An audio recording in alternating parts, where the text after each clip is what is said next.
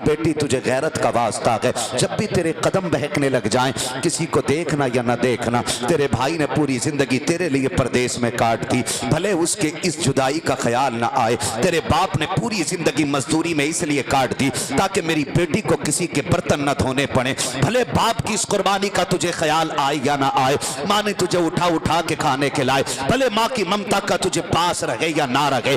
अगर तेरे कदम बहकने लग जाए तो कुछ याद करना या ना करना, मगर ज़हरा के बाबा की कुर्बानियां याद कर लेना, हसनैन के नाना की कुर्बानियां याद कर लेना। अगर भूल गई हो तारीख का ये बाप तो मैं तुम्हें याद दिला दूं, तुम्हारी तो औकात कुछ भी ना थी। इसी हिंदुस्तान के अंदर तुम्हें शौहर की चिता पे जिंदा जला दिया जाता था। अगर जीने का अधिकार किसी ने दिया है तो इस्लाम ने दिया है। जब तुम पैदा होती थी तो पैदा होते ही तुम्हें कत्ल कर दिया जाता था, तुम्हें मनहूस समझा जाता था। मेरे नबी ने आकर के सैयदा कायनात, सैयदा तैयबा ताहिरा, आबिदा साकिदा तकिया नकिया, राकिया साजिदा हाफिजा कारिया, आलिमा फाजिला, सैयदा कायनात खातून जन्नत फातिमा ज़हरा को सीने से लगा के कहा था, फातिमा मेरे जिगर का टुकड़ा है। जब से आका ने कहा है फातिमा मेरे जिगर का टुकड़ा है, आज बहुत कंगाल हो गए हैं।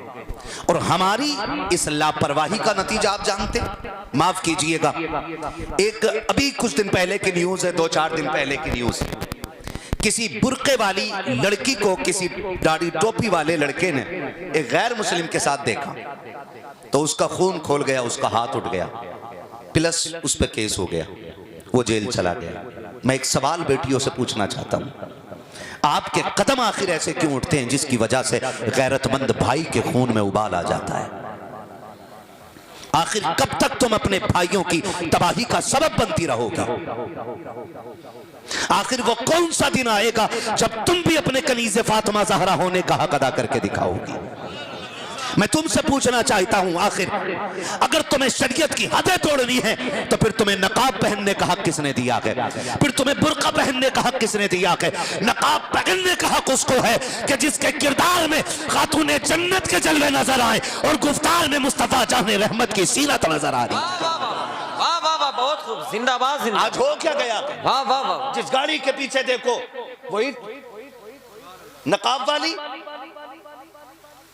जिस होटल में पकड़ी जाती है नकाब वाली, कम से कम उस लिबास को तो बख्श दो जो गैरों में और इस्लाम की शहजादियों में फर्क पैदा करता है। अगर तुमने गैरत की चादर उतार दी है तो क्या फर्क पड़ता कि 3-4 मीटर का कपड़ा पहनो या ना पहनो? The human being. आज हम कहां खड़े हो गए आकर के? माफ कीजिएगा, अगर किसी आलिम से जर्रा बराबर भूल हो जाती है पूरी कौम पीछे पड़ जाती है उसके आकर के। और हमने जो सितम किए हैं, आज बेगैरती की इंतहा हो गई। आज बेटी भागती है, सुबह मस्जिद में जाके बाप कहता जी मैं क्या करूं, मुझे क्या मतलब, गई तो गई। अगर मौलवी नंगे सर पानी पी ले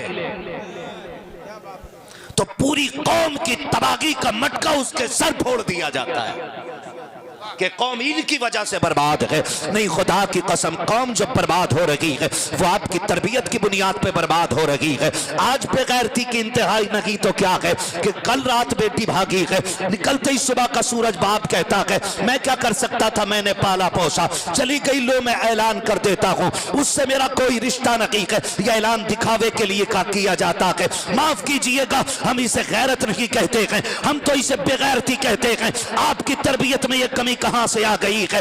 यकीनन ये आपके गलत लुक्मों का नतीजा हो सकता है। अगर आपकी बेटी आपके मुंह पे कालिक पोत के जाती है तो खता बेटी की नहीं है, खता आपकी भी है, क्योंकि जब बेटी ने होश संभाला था आपने दुनिया और समाज के हिसाब से उसको नंगे कपड़े पहनाए थे। काश क्या की अच्छा होता जब तुमने बेटी को पहला जोड़ा ला करके दिया था तो हाफ आस्तीनों वाला न की, बद्दियों वाला न की, बनियान वाला न की, बल्कि फुल आस्तीन वाला, गर्दन गले वाला, पूरे सर को छुपाने वाला लाके अगर लिबास दे दिया होता और बेटी को बचपन में सिखाते बेटी दुनिया को देख के जिंदगी ना गुजार, अगर जिंदगी गुजारनी है तो खातून जन्नत फातिमा ज़हरा को देख के गुजारनी है। नारे तकबीर, नारे रिसालत, नारे रिसालत। हजरत अल्लामा मुफ्ती हम्माद रजा साहब क़िबला। वाह वाह वाह, बहुत खूब, जिंदाबाद जिंदाबाद।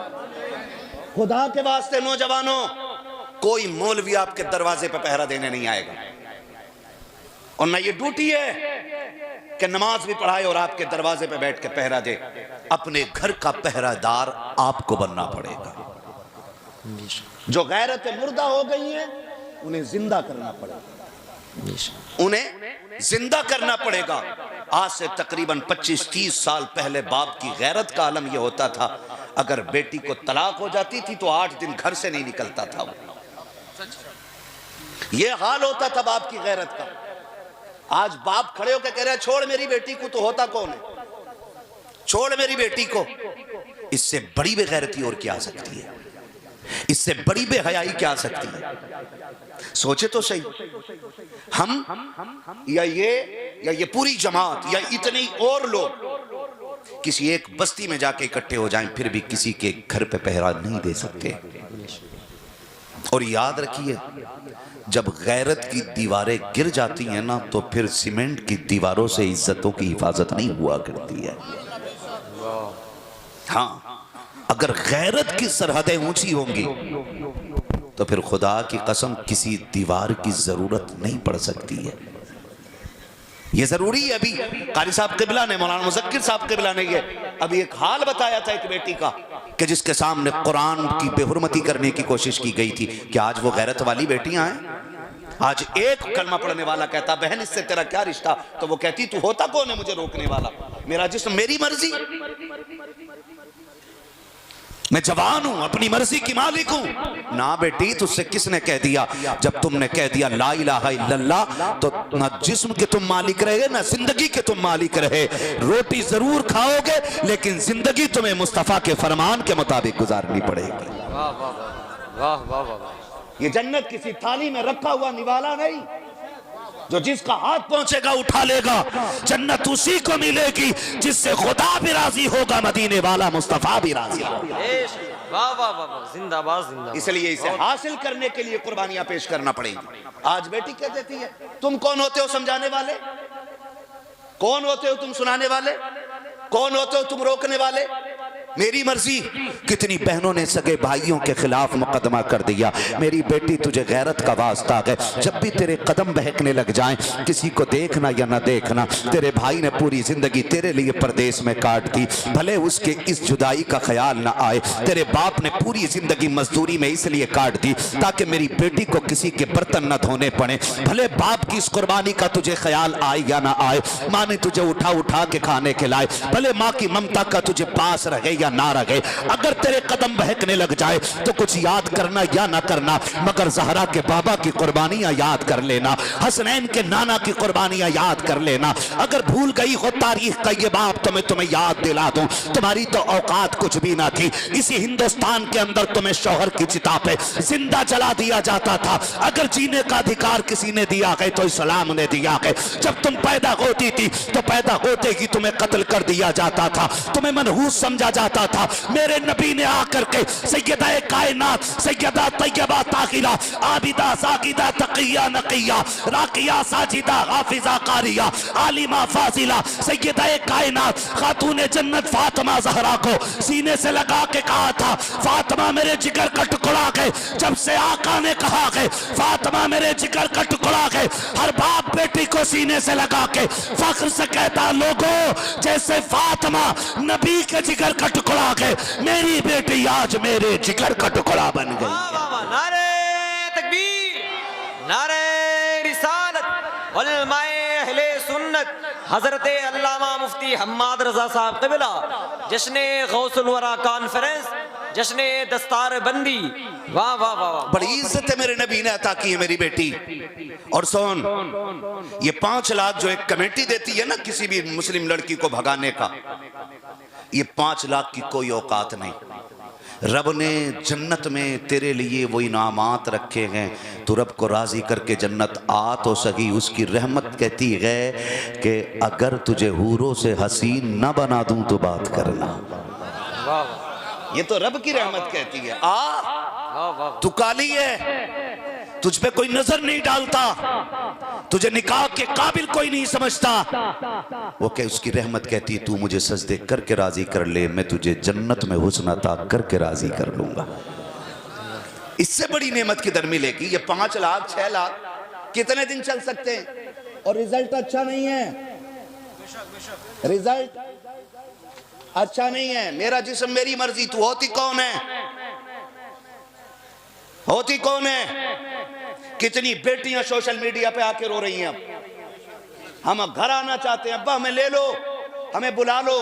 कितनी बेटियों के साथ सितम होते हुए आज सोशल मीडिया का दौर है, दुनिया देख करके अंधी हो गई है। इनके साथ जा रही हो जो तुम्हें यूज करने के बाद कोई ट्रेन की पटरी पे फेंक देगा, कोई टुकड़े करके बैग में फिट करके फेंक देगा, कोई तुम्हारा कीमा बना के नाले में डाल देगा, कोई तुम्हें फ्रिज में पैक कर देगा, कोई तुम्हें कुत्तों को खिला देगा, कोई तुम्हारी बोटियां समंदर में डाल देगा। इन पे भरोसा करके कहती हो हमारा जिस्म हमारी मर्जी है। आज तुझे बताऊं मेरे नबी ने तुझसे कितना प्यार किया है। सहाबा फरमाते हैं हुजूर जलवागर हैं, हमारे बीच आका बैठे हुए हैं, आका हमसे महवे गुफ्तगू हैं, हम मुस्तफ़ा की ज़ियारत कर रहे हैं, अचानक में मुस्तफ़ा के लबे मुबारक हिल जाते हैं। आका करीम कहते हैं मैं हाजिर हूँ। फिर थोड़ी देर चुप रहे, फिर कहा आका ने मैं हाजिर हूँ, फिर सरकार ने कहा मैं हाजिर हूँ। सहाबा कहते हैं हमें आवाज़ देने वाले की आवाज़ तो नहीं सुनाई देती थी, लेकिन मुस्तफ़ा बार बार कहते थे मैं हाजिर हूँ, मैं हाजिर हूँ। हम समझ रहे थे कि जो हम नहीं देख रहे हैं वो मुस्तफ़ा देख रहे हैं, जो हम नहीं सुन पा रहे हैं वो मुस्तफ़ा सुन रहे हैं। कहते हैं सरकार दो आलम अचानक अपनी जगह से उठे और बड़ी तेजी के साथ निकल जाते हैं। सहाबा कहते हैं हमें डर था कोई दुश्मन मुस्तफ़ा को अकेला देख के नुकसान ना पहुंचा दे, हम भी आका के पीछे पीछे चले, लेकिन कहते हैं सरकार की रफ्तार इतनी तेज थी कि हम आका के पीछे तो चले लेकिन सरकार नजर नहीं आए। कहते हमें रास्ते का पता नहीं। सहाबा बताओ जब रास्ते का पता नहीं है तो फिर हुजूर का पता कैसे मिला? कहते हम लंबी लंबी सांसें लेते, जिस गली से खुशबू आती जाती हम अपना रुख उधर कर देते थे, नबी की खुशबू बताती थी लोगों नबी इधर से गुजर के गए हैं। तभी तो मेरे इमाम ने कहा है उनकी महक ने दिल के गुंजे खिला दिए हैं, जिस राह चल दिए हैं कूचे बसा दिए। वाह वाह वाह, बहुत खूब, जिंदाबाद जिंदाबाद। हाँ मेरी बेटी तुझे बताऊं नबी ने कितना प्यार किया है, हुजूर ने कितना प्यार किया है। सुन सहाबा कहते हुजूर दो तोड़ गए, हमने जाके देखा हुजूर एक दरवाजे पे खड़े, हुजूर एक दरवाजे पे खड़े। आका करीम ने दस्तक दी, कौन है दरवाजे पे? हुजूर फरमाते हैं बेटी अभी तूने कहा ना काश मेरा कोई बाप होता, मैं आ गया हूं। सहाबा कहते हमने वहां नहीं सुना था, अब आका की ज़बान ही सुन रहे। बेटी अभी तूने कहा ना काश मेरा बाप होता, मैं आ गया हूं। उसने कहा कि अगर मेरा बाप इतना अच्छा होता तो मैं यहां ना होती। हुजूर फरमाते हैं चल तूने ये भी तो कहा था काश मेरा भाई आता। हुजूर कहते हैं मैं आ गया हूं। उसने कहा मेरा भाई अगर इतना गैरत वाला होता तो मैं यहां ना होती। कहा हुजूर ने फरमाया फिर तूने ये भी तो कहा था काश कोई तो हमदर्द होता। हुजूर फरमाते मैं आ गया हूं। जब इतना सुना बच्ची ने कहा दरवाज़ा खुला अंदर आ जाए। हुजूर अंदर तशरीफ़ लेके गए, बच्ची को देखा आंख में आंसू हैं, बेकरार है। हुजूर ने फरमाया बेटी खैर है? उसने हुजूर के चेहरे को देखा, देख के कहने लगी आज तक आपको कभी नहीं देखा, आप कौन है? हुजूर ने फरमाया मुझसे न पूछ मैं कौन हूँ, तू बता तेरी आंख में आंसू क्यों आ गए? आप अंदाज़ा लगाइए, मेरा महबूब कहता है तू बता बेटी तेरी आंख में आंसू क्यों आ गए हैं? बच्ची ने रोना शुरू किया। उसने कहा कि मैं एक यहूदी की खरीदी हुई बांधी हूँ, उसके दर की कनीज हूँ मैं, मगर रोना इस बात का है कि मेरा बाप मुझे तब बाजार में बेच गया जब मैं 7 साल की थी, आज 10 साल पूरे हो गए। मैं जिन मुश्किलों से गुजर रही हूं मैं किसी से कह भी नहीं सकती हूं। हुजूर फरमाते हैं रो क्यों रही है? उसने कहा रो इस बात पे रही हूं कि काम ज़्यादा है, सख्ती भी ज़्यादा है और तबीयत अलील है। मेरे नबी ने फरमाया क्या चाहती है? उसने कहा काश कोई मुझे छुटकारा दिला देता। मेरे नबी ने फरमाया बिलाल सारा सामान बांध दो। सामान आटे की गठरी अलग, गेहूं की गठरी अलग, जो उस वक्त जो था या जो पीस रही थी उस चीज़ की गठरी अलग, 2 गठरियाँ बनी। हुजूर ने हाथों में ले ली, सुने ज़रा, हुजूर ने हाथों में ले ली और लेके चलने लगे। सहाबा ने कहा ये बोझ हमें दे दीजिए। मेरे नबी ने फरमाया ना, ये मेरी बेटी का बोझ है, आज मोहम्मद को उठाने दिया जाए। आज मैं इसका बोझ उठा रहा हूं। हुजूर ने लिया, फरमाने लगे बता कहां रहता तेरा मालिक। बच्ची ने इशारा किया, सुने गौर के साथ। बच्ची ने इशारा किया, फला जगह पर उसकी पहाड़ी के पीछे मकान है, वहां रहता। सरकार फरमाते हैं चल बेटी वहां लेके चल। अल्लाह अकबर। बच्ची आगे आगे, सरकार पीछे पीछे, सहाबा पीछे पीछे आ रहे हैं। चलते चलते उस यहूदी के मकान के करीब तक पहुंचे। वो अपनी मकान की छत पर बैठा हुआ था। अचानक आने वालों को देखता है, आंखें मसलने लग जाता है, गौर कर रहा है। ये दूर से आने वाली एक जमात तो नजर आती है, लेकिन एक चेहरे के अलावा कोई चेहरा साफ नजर क्यों नहीं आ रहा है? सारे चेहरे धुंधले हैं, लेकिन एक चेहरा इतनी दूरी से भी साफ नजर आ रहा है। वो देखता रहा, देखता रहा। कुछ देर हुई तो ये करीब आई जमात, और इस जमात में सबसे आगे मेरे मुस्तफा जलवागर गए। उसने दरवाजा खोला, कहा कौन हो तुम लोग? आका करीम ने कहा था कि सुन ये बच्ची तू खरीद के लाया था? कहा हाँ मैं खरीद के लाया था। आका कहते हैं बता इसे बेचेगा कितनी कीमत में? उसने कहा कौन खरीदेगा? कहा मैं खरीदने के लिए आया हूँ। उसने कहा आपका नाम क्या है? मेरे नबी ने कहा मेरा नाम मोहम्मद है। कहा बाप का नाम क्या है? कहा बाप का नाम अब्दुल्ला है। कहा माँ का नाम क्या है? कहा माँ का नाम आमीना है। उसने कहा सौदा बाद में होगा, जरा ठहरो मैं किसी मुश्किल में आ गया हूँ। अंदर गया, पुरानी किताब उठा करके लाया, वर्क पलटता जाता है, मुस्तफा के जलवे देखता जाता है। और जलवे देखने के बाद उसने बुलाया अपने मेहमानों को, घर वालों को, कहा जिसका ऐलान हमारी किताबें करती रखी है आज वो हमारे दरवाजे पे चल के आ गया है। जिसका ऐलान पहले नबियों ने किया है आज वो हमारे दरवाजे पे आ गया है। सब परेशान थे, क्या कहना चाहते हो? कहा सुनो, जिस आखिरी नबी का ऐलान हमारी किताबों ने किया है ये वही पैगंबर है। कहा तुमको कैसे पता है? कहा हमारी किताबें बता रखी है जो आखिरी पैगंबर होगा उसकी शान का आलम ये होगा कि वो मरने वाली बेटियों को जिंदगी अता करेगा, वो कैदियों को आजादी दिलाएगा, वो गुलामों को रिहाई का परवाना देगा, वो बेकरारों का करार बन के आएगा, वो बेसहारों का सहारा बन के आएगा। और हमारी किताब बताती है अल्लाह ने उसको ऐसा हुस्न दिया होगा कि जहां से देखोगे वहां से उसका चेहरा साफ नजर आएगा। का एक एक लाइन पढ़ के देख लो और इनकी आदतें मिला के देख लो। मेरे नबी ने कहा जल्दी कर, बता इसकी क्या कीमत लेगा? कदम पकड़ के कहा महबूब इसकी कीमत कुछ दे या ना दे, मुझे कलमा पढ़ के गुलामी में कबूल फरमा लीजिएगा। मेरे नबी ने कलमा पढ़ाया है, मेरे नबी ने कलमा पढ़ाया है। आका कहते बता अब इसकी क्या कीमत लेगा? उसने कहा सरकार अब ये नहीं, मैं भी आपके दर का गुलाम हो गया हूँ। आका हकीकत तो ये है जब तक बिके न थे तो कोई पूछता न था, तुमने खरीद कर हमें अनमोल कर दिया। नारे तकबीर, नारे रिसालत। अगर तुम्हारे फेस पे dark spot, blemishes, uneven skin, रिसालत।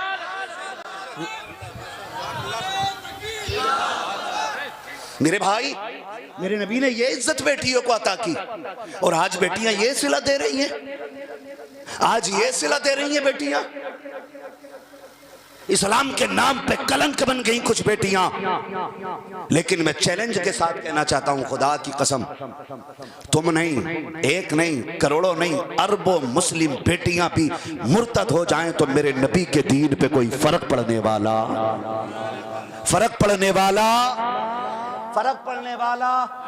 नहीं है। दीन को हमारी जरूरत नहीं, हमें दीन की जरूरत है। ये याद रखिए, हमें दीन की जरूरत है। हम अपने घरों में दीन लेकर के आए, अपनी बेटियों को कनीज़े फातिमा ज़हरा बना दें। दो हकीकतें ऐसी हैं जिससे कोई छुटकारा ही नहीं। नंबर 1 मौत, नंबर 2 कब्र। ये दो हकीकतें ऐसी हैं जिससे कोई छुटकारा। बोलो मरना है कि नहीं मरना है? बोलो मरना है ना। एक बेटी वो जो मुर्तद हो के ट्रेन की पटरी पे कटी मिली, और एक बेटी वो जिसने दीन के लिए बेटे कुर्बान कर दिए। वाह वाह वाह वाह वाह, तवज्जो है। एक बेटी वो जिसने दीन के लिए बेटी कुर्बान कर दी है। क्या दोनों की जिंदगी बराबर हो सकती है? नहीं। जो मुर्तद हो के दुनिया से गई उसकी तबाही ही तबाही है, और जिसने औलाद दीन के लिए लगा दी, खुदा की कसम रब की रहमतों ने बढ़ के उसका इस्तकबाल किया है, बढ़ के उसका इस्तकबाल किया। नौजवानों आपसे मेरी गुजारिश है, हर भाई अपनी बहन की गैरत का पहरेदार बन जाए। बनेंगे इंशाअल्लाह, बनेंगे। हम गफलत कहाँ करते हैं? मैं बेटियों से भी गुजारिश करता हूँ, नकाब का मतलब है जिस्म को छुपाना। है जी। इसलिए तो नकाब पहना जाता है कि ताकि जिस्म की हैयत, बनावट, साख्त ये छुपी रहे। अगर नकाब इतना खूबसूरत पहना जाए कि जिसे खुद लोग मुड़ के देखें तो फिर पर्दा ही किधर रह गया। पर्दे नकाब सादे पहने, कपड़े ढीले ढाले पहने। बापों से गुजारिश है, आज माफ़ कीजिएगा, कितनी आसानी से एक बाप बेटी को बेगैरती की इजाज़त दे देता है। सोच भी नहीं सकते। जहाँ मैं कहने जा रहा हूँ, नाराज़ तो नहीं हो रहे आप, होंगे भी तो कोई फ़र्क नहीं पड़ता है। मैं चाहता हूँ ये कुर्सी मिली है तो इसका हक अदा होना चाहिए। चापलूसी करके, दलाली करके, झूठी बातें कह के, मजाक करके, हंस के, ठट्टे उड़ा के महफिल ख़त्म कर देना, अल्लाह को भी मुँह दिखाना है, अल्लाह को भी मुँह दिखाना है। हाँ, तो बहुत गौर से मेरी बात सुन मेरे भाई। कितनी आसानी से एक भाई बेगैरती की इजाज़त दे देता है। पूरी ज़िंदगी बेटी शराफत से रहती है, समझ रहे हैं? पूरी ज़िंदगी बेटी शराफत से रहती है। 18 साल के बाद भाई की शादी आ गई, उसने इतने चुस्त और फिटिंग के कपड़े पहने कि घर में किसी ने एतराज किया, ये क्यों पहने? तो पहले माँ वकालत करती है, छोड़ना, शादी रोज रोज थोड़ी हो रही। हाँ, ये पहली मर्तबा बेटी को बेगैरत बनाया जा रहा है और बाप की रजामंदी के साथ कि छोड़ना, शादी रोज रोज थोड़ी हो रही। आज तो पहनने दे, दुनिया पहन के आएगी, आज बेटी को पहनने दो। बेटी ने ऐसी बेगैरती वाले कपड़े पहने के बेटी कपड़े पहन के भी नंगी हो गई। और उसी दिन बाप और भाई की आंखों से गैरत का पानी चला गया। जिसकी उतर जाए लोई उसका क्या करेगा कोई। गैरत की चादर एक बार उतर जाए तो फिर कोई उसे गैरत के कंबल में लपेट नहीं सकता है। ये सबसे बड़ी बेगैरती है।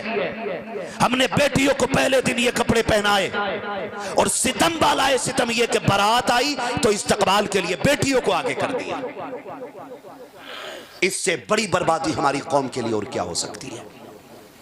सोचे जरा, सोचे जरा। महबूब अलैहिस्सलाम ने फरमाया था कि मैं जब मेराज गया, मैं मेराज के सफ़र पे था, मैं जहन्नम का मैंने दौरा किया, मैंने जहन्नम को देखा, उसमें एक कुआं था। उस कुएं के अंदर से मैंने औरतों के चीखने की आवाज़ सुनी। मैंने कहा जिब्रील, ये कौन बदबख्त औरतें हैं जो इस कुएं के अंदर हैं? हज़रत जिब्रील ने अर्ज़ की, महबूब आपकी उम्मत की ये वो औरतें हैं जो कपड़े पहन के भी नंगी नजर आया करती थी। खुद सोच लो अब किधर जाने का है।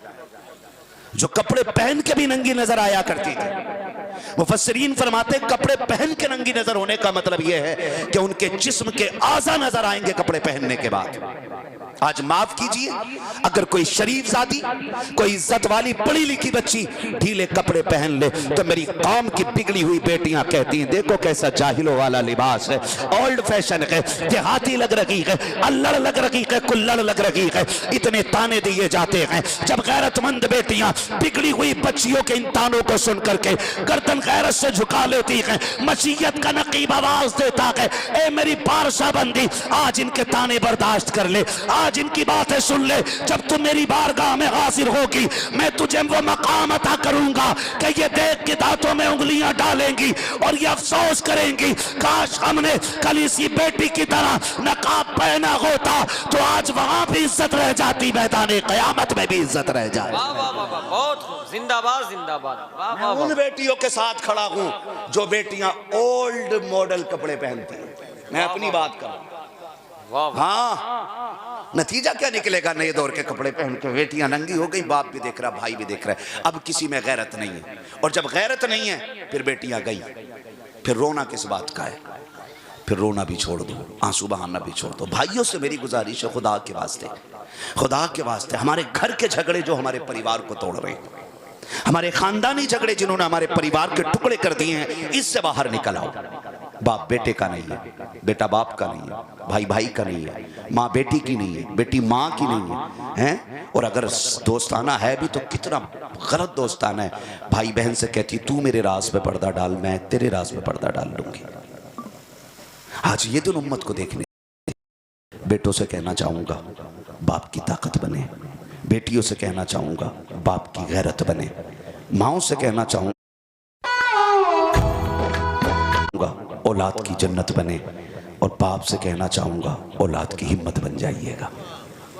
सभी से मेरा इतना कहना है, बेटे बाप की ताकत बने। एक बंदा पौधा लगाता है ना, पौधा, उससे भी उम्मीद लगाता है बड़ा होगा तो फल खाने मिलेंगे, और 6 साल में वो दरख्त बड़ा हो जाता है, 6 साल में वो दरख्त बड़ा हो जाता है। फिर बंदा उसे हसरत भरी निगाह से देखता है। मुझे एक बात बताओ, अगर दरख्त आदमी उम्मीदों से लगा लेता है, जबकि 6 साल में पूरा हो जाता है, 8 साल में पूरा हो जाता है, फिर बाप बेटों को कितनी हसरतों से पालता होगा, जिसका फल 25-30 साल के बाद खाने को मिलता है। अब पाएं एक पैक में 12 शानदार परफ्यूम 30 साल के बाद खाने को मिलता है। सोचा कभी हमने? आज कह देता नहीं नहीं मेरी अब्बा से बनती नहीं है। अगर तेरी अब्बा से नहीं बनती तो समझ ले तेरी अल्लाह से नहीं बनती है। ये सीधी बात है। मैं इसलिए कहता हूं कम से कम एक बेटे को आलिम दीन बनाओ, ताकि आपका बुढ़ापा अच्छा हो जाए। ये दारुल उलूम महबूब सुबहानी, ये बिला वजह की इमारत नहीं। ये जो आज 9 फारिग हुए हैं, मैं गारंटी के साथ कह सकता हूं, ये फाके के साथ तो मर सकते हैं, माँ बाप की नाराजगी के साथ नहीं मर सकते हैं। पूरी गारंटी के साथ कह सकता हूं, इसलिए कि हमारा कुरान हमें इतना सिखा देता है कि मर जाना, लेकिन बाप से कभी नाराजगी मोल मत लेना। कम से कम इतना तो बेटों को दे दो। हमने इंजीनियरों की औलाद भी देखी है, हमने डॉक्टर औलाद भी देखी है, हमने MBBS औलाद भी देखी है, हमने बड़े बड़े वकील देखे हैं, जजेस देखे हैं, जिनके माँ बाप को हमने बुढ़ापे में रोता देखा है। लेकिन ये 6,000 रुपए कमाने वाला कुरान का हाफिज, ये 5 वक्त नमाज पढ़ा के 7,000 महीने में लाने वाला हाफिज, खुदा की कसम जब घर आता है ना तो बाप खड़े होकर इस्तकबाल करके कहता, बेटे भले पैसे कम लाया गए लेकिन नेकियां भर भर के लाया है। सुभान अल्लाह, सुभान अल्लाह। बहुत, ये सबसे बड़ी दौलत है जी, ये सबसे बड़ी दौलत है। बिला वजह माँ बाप अपनी औलाद को दीन के नाम नहीं करते। असल आखिरत की जिंदगी है। कौन सी जिंदगी है बोले? जोर से है, और जोर से। पीछे वाले क्यों नहीं बोल रहे? मसला खराब है कोई, या इतनी ठंड लग गई है कि जबान नहीं खुल रही है? असल जिंदगी कौन सी है? आखिरत की जिंदगी है। अगर आखिरत की जिंदगी असल ना होती ना तो मेरा हुसैन 6 माह के असगर को कभी शहीद ना कराता। अगर आखिरत की जिंदगी असल ना होती तो सैयदा ज़ैनब ने अपने लाल दीन के लिए ना दिए होते।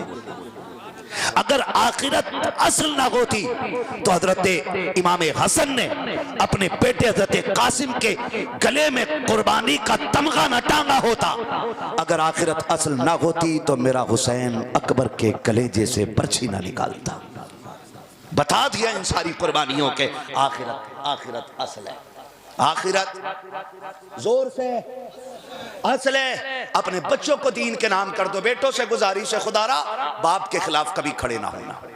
बाप वही कामयाब नहीं जो हसन बसरी हो, बाप वही कामयाब नहीं जो अपने वक्त का जाफर तैयार हो।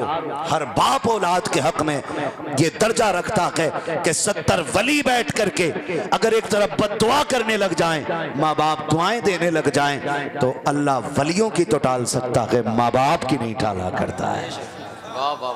आज ये जरूरी है हम अपने घरों में, अपनी सफों में इत्तेफाक पैदा करें। भाई भाई का दुश्मन है, माफ कीजिएगा, हमारे घर पे पुलिस बाद में आती है, हमारे घर का बंदा हमारे खिलाफ पहले FIR करता है। ये कड़वी सच्चाई है। और रोना इजराइल का है, रोना RSS का है, रोना बजरंग दल का है। भाई सबसे खतरनाक तो हमारे लिए हम हैं। लाके रख लो एक फल काटने का चाकू। एक पुलिस वाले ने बयान दिया था कि तुम्हारी मुखबरी करने वाले ये वो लोग हैं जो 500 रुपए में बिक जाया करते हैं। आज ये हमारी कंडीशन है। जिन लोगों के ईमान को बादशाहत की कुर्सी ना खरीद सकी, पूरी जिंदगी का सौदा ना खरीद सका, आज वो 500 टके पे बिक जाते हैं। अगर एक होमगार्ड कंधे पे हाथ रख के कह दे और सुनाओ क्या चल रहा, कह रहा काम की बात बताऊं, हमारा जो चचेरा भाई है ना वो इतना बड़ा चाकू लेके आया, एक कंधे पे हाथ आ जाए, सच है तो समझ में भी आता है, झूठ फंसाया करते हैं। इस्लाम किसी फसाद की इजाजत नहीं देता, इस्लाम कत्ले नाहक की इजाजत नहीं देता। इस्लाम ने हत्तों को मारने की इजाजत नहीं देता। इस्लाम उन लोगों पे हमला करने की इजाजत नहीं देता जो इस्लाम के खिलाफ नहीं है। समझ रहे मेरी बात? लेकिन हम तो अपनों के ही खिलाफ खड़े हो गए। हम तो अपनों के ही खिलाफ खड़े हो गए। जितने मुकदमे मिलेंगे तुम्हें हमारे लोगों के खिलाफ मिलेंगे। खुदा करे ये बात समझ में आ जाए। खुदारा अगर नफरतें हो गई हैं तो माफी तलाफी कर लो, माफी तलाफी कर लो। हुजूर के एक सहाबी को पकड़ा गया, हजरत खुबैब रज़ी अल्लाह ताला पकड़े गए, टांगा गया। जानते हो जब टांगा गया तो उनसे कहा गया था, सुनो क्या तुम ये पसंद करते हो कि तुम्हारी जगह पे तुम्हारा नबी हो और तुम्हारी जान बच जाए? तो जानते हो उन्होंने क्या कहा था? कहा था बड़ी बात तुमने कर दी, यहाँ तो जान की कुर्बानी की बात करते हो। कहा कि अल्लाह मुझे अगर करोड़ों बार जिंदगी दे, मैं इसी तरह टांगा जाऊं, इसी तरह बार बार काटा जाऊं, मैं तब भी ये गवारा नहीं करूंगा मेरे महबूब के पैर में एक कांटा भी छुप जाए। सुभान अल्लाह, सुभान अल्लाह। मेरी करोड़ों जिंदगियां उस तकलीफ पे कुर्बान जो एक कांटे के जरिए मेरे महबूब तक पहुंचे। ये ईमान था उनका। तीरों से छलनी किया गया। का आखिरी बार मेरा रुख मेरे हुजूर की तरफ कर दो, ताकि जाते जाते आखिरी बार अपना यार से अपना हाल कह के चला जाऊं। ये इश्क था उनका। और आज एक चाय पे बिक जाते हैं, हर थाने के आगे चार ठलुए टहलते रहते हैं। काम ना होता हो तो हम कराते हैं। दलाल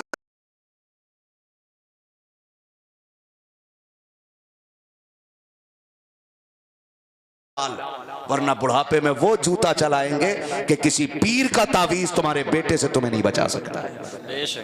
वाह वाह। हाँ जी, पीर साहब कह रहे 1199 पे दे, ऐसा तावीज करूंगा लल्ला तेरे पीछे पीछे फिरेगा। इसका लल्ला खुद इसके खिलाफ खड़ा है। वाह, हम अंधे हो गए।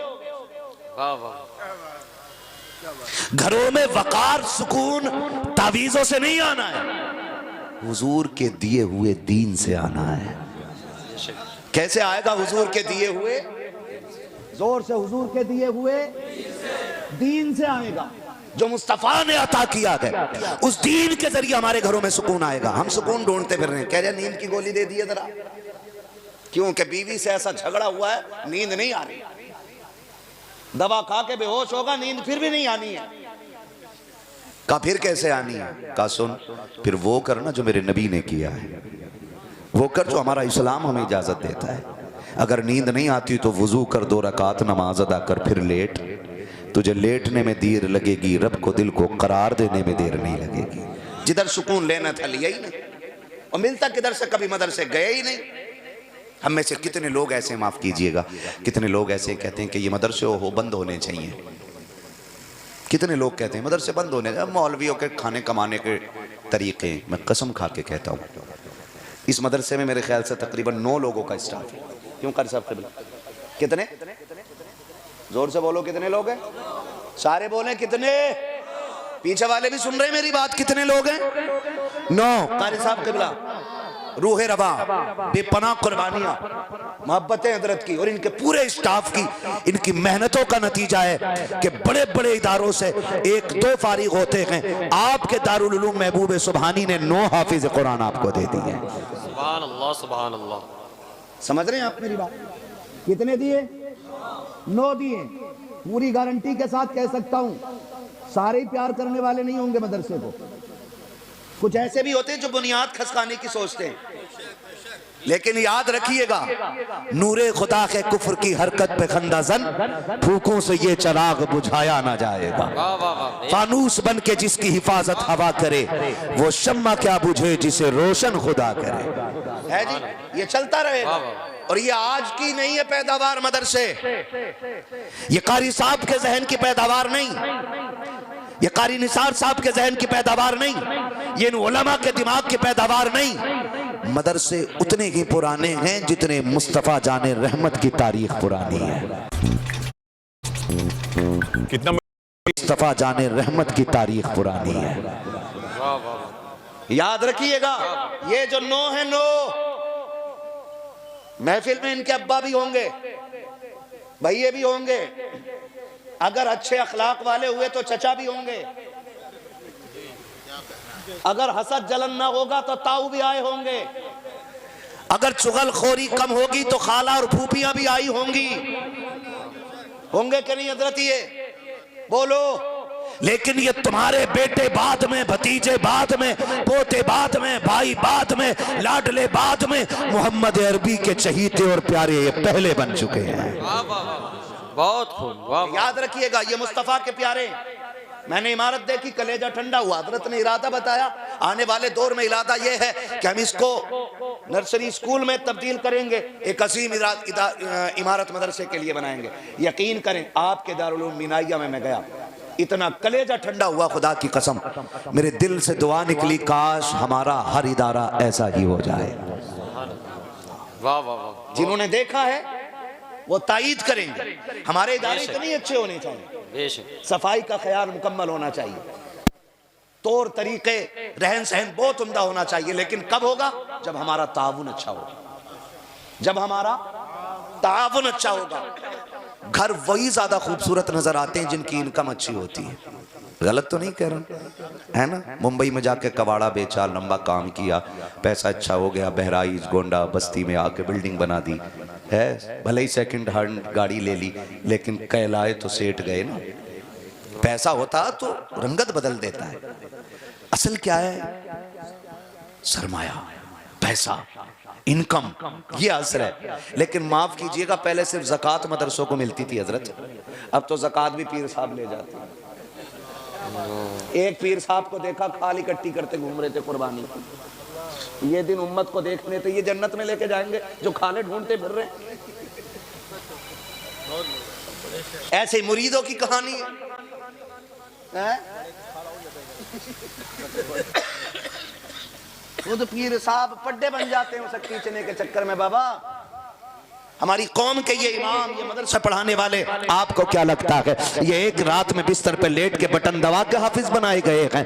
एक रात में कुछ दम कर दिया और हजरत बाबा फरीद की तरह सारे हाफिज बना दिए गए? ऐसा नहीं हुआ है। किसी पे 3 साल की मेहनत लगी है, किसी पे 4 साल की मेहनत लगी है, किसी के लिए 2.5 साल उस्ताद ने रज जगह किए हैं, किसी को 3 साल तक 3 बजे रात को उठा करके पढ़ाया गया है, तब जाके रब ने ये मकाम अता किया है। नहीं, अभी नहीं, ऐसे भी नहीं हाफिज को ये रुतबे मिले हैं। बल्कि सुनो, जब हमारे बेटे सर्दी के मौसम में सुबह उठ करके गीजर के गर्म पानी से वुजू करते हैं, मुंह धोते हैं, तब ये कुरान वाले 3 बजे रात को उठ करके ठंडे पानी से वुजू करके ये मखमली गद्दों पे नहीं बैठा करते हैं, VIP कालीन नसीब नहीं होती है, बल्कि एक टाट के फट्टे पे बैठ जाते हैं। कुछ नहीं मिलता है तो मस्जिद के ठंडे फर्श पे कुरान लेकर के बैठ जाया करते हैं। खुदा की रहमत इन पे बरसा करती है। हमने तारीख के वक्त पलट के देखा है, खुदा की कसम, मक्खन पराठे खाने वाले उतना कामयाब नहीं होते हैं जितना दाल खाने वाले, कम नमक मिर्च के खाने वाले कामयाब हो जाते हैं। लोगों ने दावे किए थे, जिन्होंने मक्खन पराठे खाए हैं वो चांद तक पहुंच गए हैं, जिन्होंने मक्खन पराठे खाए हैं वो आसमानों तक चले गए हैं। मैंने कहा, सुन, तुझे मुबारक हो मक्खन पराठे, तेरे मक्खन पराठे वाले चांद तक जाने का दावा करते हैं, लेकिन जो दाल चावल खाते हैं वो चांद तक नहीं बल्कि चांद बनाने वाले खुदा तक पहुंच जाया करते। वाह वाह, नारे तकबीर, नारे रिसालत, उलमाए अहले सुन्नत, हजरत अल्लामा मुफ्ती हम्माद रजा साहिब क़िबला। वाह वाह वाह वाह, बहुत खूब, जिंदाबाद जिंदाबाद। लगो इनसे, बहुत जुड़ जाओ इनसे। ऐसे नहीं बड़ी मेहनतें लगी हैं। और वाह ये वाह, तलबा बैठे हैं, नीचे से ऊपर तक जितने बैठे, सबसे गुजारिश करूंगा, पीर हाथ पकड़ के एक बार कहता, मैंने तुझे बगदाद वाले के हवाले किया, ठीक है जी, एक बार कहता है, तो हम हर साल उससे 500 रुपये का मुसाफा करना वाजिब समझते हैं। और एक उस्ताद, तलबा सुने मेरी बात, पीर से हर साल में 500 रुपये का मुसाफा करना लाजिम समझते हैं। और एक उस्ताद जो मिट्टी के डेले को सोना बना देता है, हम कभी साल नहीं 10 साल में भी उसकी गली का चक्कर लगाना नहीं चाहते। आपको मैं बता दूं, ये रुतबे अगर आपको मिले हैं तो घुटने रगड़ने से नहीं, उस्ताद के जूते उठाने से मिले हैं। मैं तलबा से गुजारिश करूंगा, आप कहीं भी चले जाएं, अल्लाह करे आपके मुकद्दर बुलंद हों और आप आला से आला ज़मीन पर बैठ करके हुजूर के दीन की खिदमत करें। लेकिन आप जितने चाहो बड़े हो जाओ, कभी उस्ताद के सामने बड़े होने की कोशिश मत करना। वरना जो रब बनाना बड़ा बनाना जानता है वही रब घटाना भी जानता है, ये ख्याल रखिएगा। और वही तलबा, वही शागिर्द आला रुतबे पे फाइज होते हैं जो उस्ताद की जूतियाँ जितनी ज़्यादा उठाया करते हैं।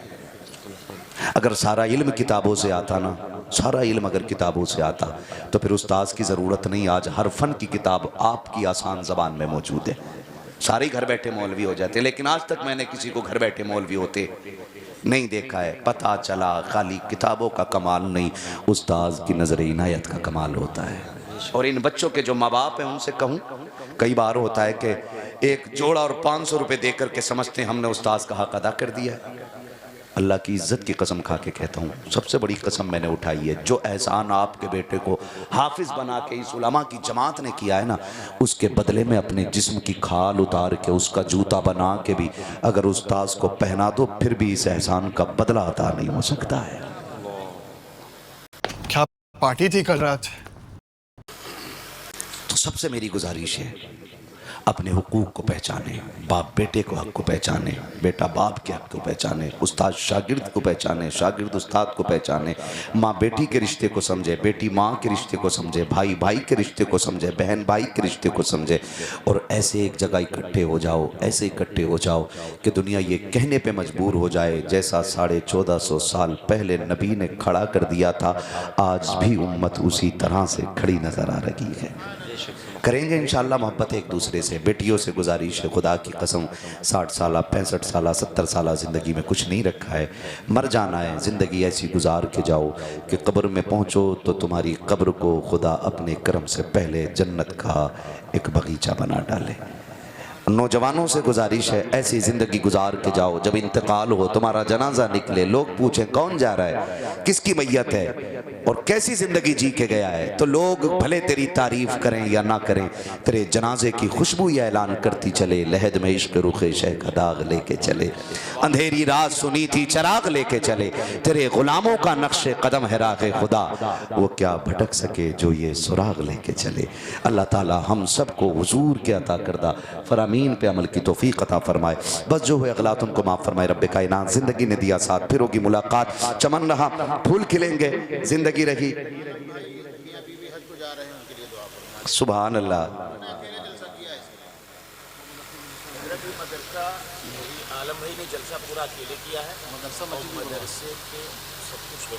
किधर है आलम भाई, जलवा तो दिखाओ इनका, कौन से वाले? सुभान अल्लाह, खड़े हो जरा एक मिनट। क्या बात है, जिन्हें बुलाया है मुस्तफ़ा ने वही मदीने को जा रहे हैं। पुराना जलसा है तो इन्होंने सोचा मदरसे को ऐड करने ताकि मदरसे के जलसे पे खर्चा बच जाए। क्या बात है, क्या बात है, क्या बात है। एक बंदा महफिल में से जरा नारा लगा दे, सुभान अल्लाह। लगाए कोई खड़े होके एक नारा। सलामत रहें, जियो आप।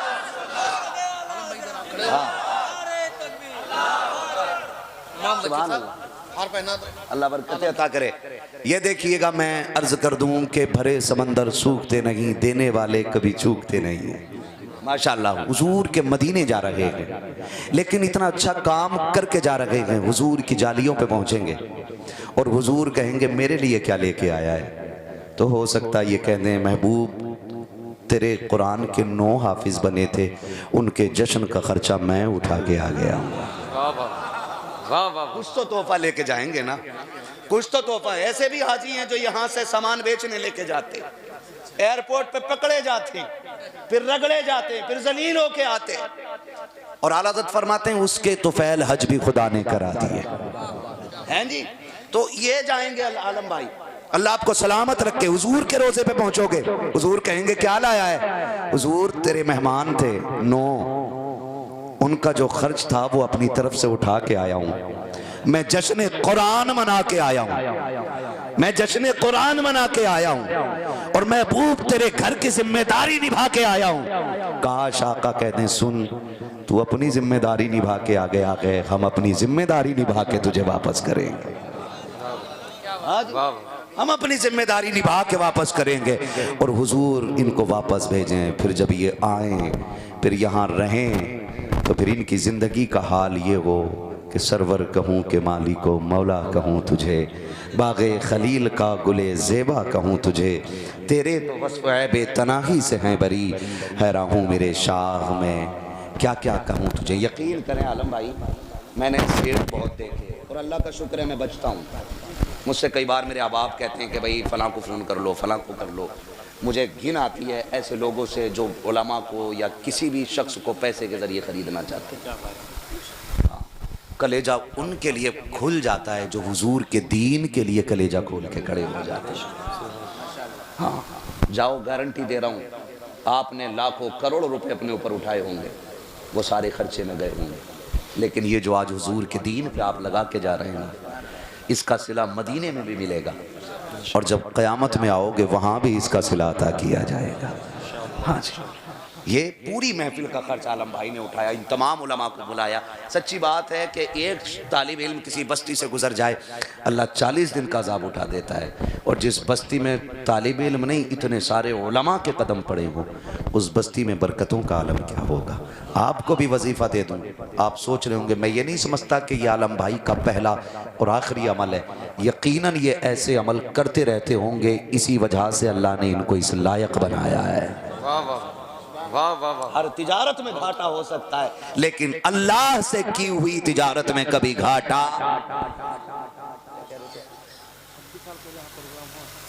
26 साल पहले, क्या बात है। हज़रत फरमा रहे हैं कि 26 साल पहले यहाँ जलसा हुआ था। हुजूर शारे बुखारी यहाँ तशरीफ लाए थे। अल्लामा शरीफुल हक साहब क़िबला रहमतुल्लाहि ताला अलैह यहाँ तशरीफ लाए। ये ज़मीन बड़ी बरकतों वाली ज़मीन है ना। तो मैं बात करूं तो बड़ा वक्त लग जाएगा, बस इतना कर लीजिएगा। कितने लोग अमीर बनना चाहते हैं ज़रा हाथ उठा के बता दें, उठा दें जल्दी से हाथ, जितनों को अमीर बनना है। या अल्लाह जितनों ने हाथ उठाए हैं सबको इमाम ज़ैनुल आबिदीन के दर के सदक़े में अमीर बना दे। जो बात में हाथ उठा रहे हैं अल्लाह ताला उन्हें भी थोड़ा बहुत अता फरमा दे। तो बड़े होशियार लोग हैं, कुछ ने दुआ सुन के हाथ उठाए। इतने बड़े लोग बैठे हों और दुआ हो रही हो तो फिर समझ लेना बेड़ा पार होने वाला है। ऐसे लोग आमीन कहने वाले हों। फरमाया जहाँ 40 लोग होते हैं वहाँ एक वली होता है, और जहाँ 80 बैठे हों वहाँ तो 2 होंगे ना कम से कम, है ना। और जहाँ 120 बैठे हों वहाँ, जल्दी बोलो कितने हो गए? 120 में कितने? 160 में 4, है ना। तो अब अंदाज़ा लगा लो यहाँ कितने अल्लाह वाले बैठे होंगे। अल्लाह सबको सलामत रखे। अमीर बनना चाहते हैं तो मदरसे से जुड़ जाइएगा, ये अमीर बनने का आसान तरीका है। और मेरे वो भाई जो मैसेज डालते हैं कि बरकत नहीं हो रही है, हजरत कुछ बता दें, मैं बार बार बताता हूँ, अगर चाहते हो बरकत हो तो एक कुरान वाले का ख़र्चा उठा लिया करो, अल्लाह इतना देगा कि तुम्हारी नस्लों से खाया नहीं जाएगा। करेंगे इंशाअल्लाह, करेंगे। कुरान वालों से प्यार करो, अपने ईमान में मजबूत रहो, ठीक है। काश वो दिन आए हमारा इंतकाल हो तो हम ये कहते हुए जाएं, उन्हें जाना उन्हें माना, न रखा गैर से काम, लिल्लाहिल हम्द में दुनिया से मुसलमान गया। दस्तारबंदी का मंजर करीब है, सारे लोग कलमा। Buy the perfect wedding gift